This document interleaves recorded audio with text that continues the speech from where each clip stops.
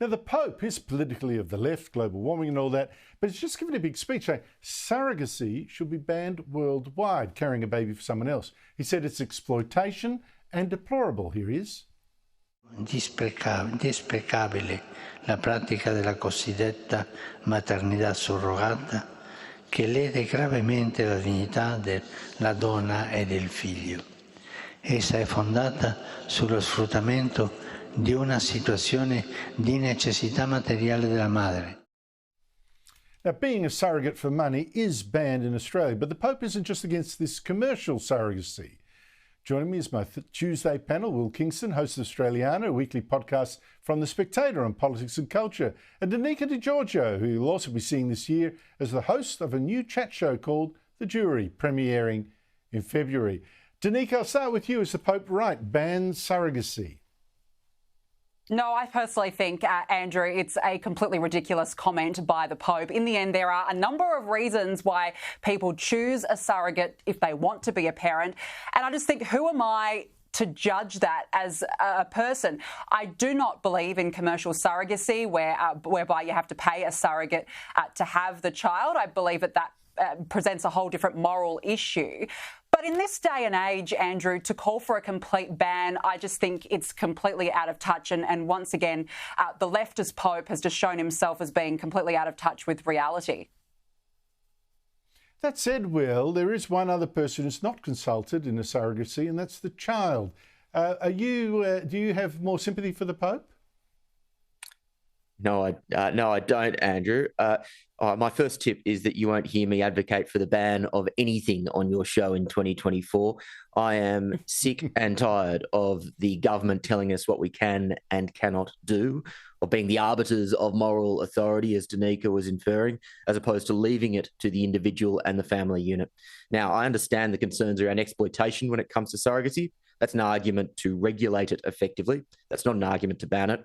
And secondly, to Danica's point, we need to be promoting things that support the growth, the creation of strong family units. And if this enables people who can't otherwise easily have kids to have kids, that's something that we should be endorsing.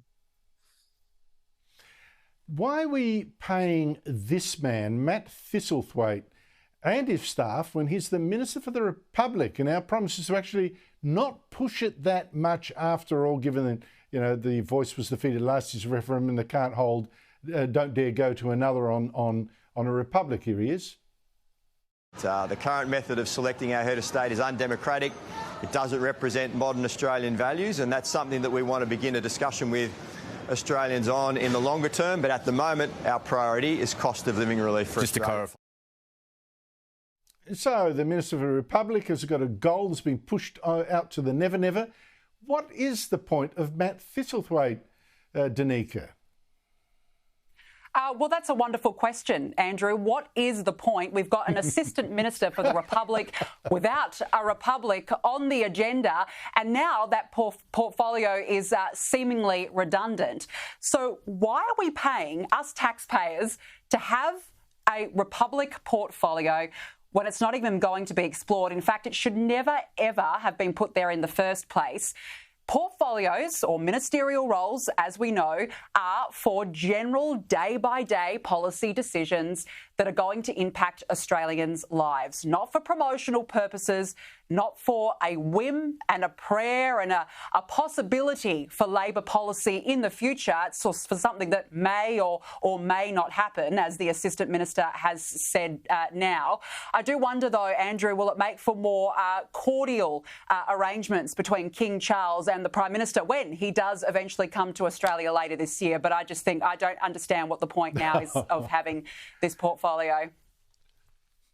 It's so weird, isn't it, Will? Here's an Assistant Minister for an objective that might be, it could be all right in the long term if we ever get round to it. Not that I'm going to actually be doing much to actually achieve it. Yet he's got the title and presumably some funding for it. I mean, how does this make sense?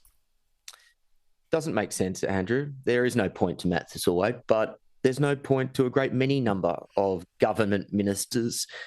We, like many Western governments, have dramatically overstepped the ambit of responsibility of the traditional roles of government. Wouldn't it be nice this year, instead of Ministries for Innovation or the Republic or, youth or women, we said the government is responsible for ensuring the economy is strong, protecting the borders, making sure defence is all in order, and getting the basics right. I think one of the reasons why we don't do any of that stuff as well as we could is because there isn't that strategic focus. The government thinks they can solve all of our problems, and instead they don't solve any of them particularly effectively.